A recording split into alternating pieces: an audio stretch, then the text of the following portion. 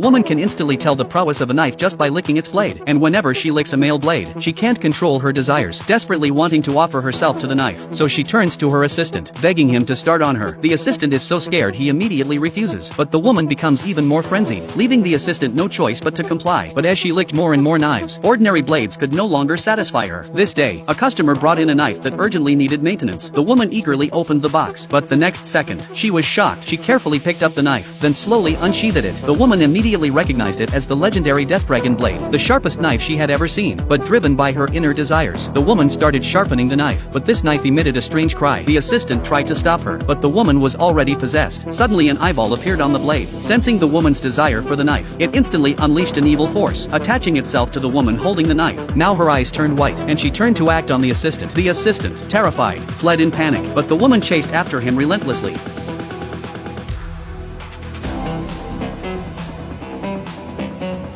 The sound of a falling ancestral portrait brought the woman back to her senses, but after driving the assistant away, she continued to sharpen the knife in the room. Gradually, she saw piles of corpses and the figure of the Death Dragon, and the woman instantly understood the purpose of the Death Dragon. She took the dagger in her hand without hesitation, then began to act. Like this, she spent the night, exhausted from the ordeal. Her body was tormented and filled with fatigue by the Death Dragon.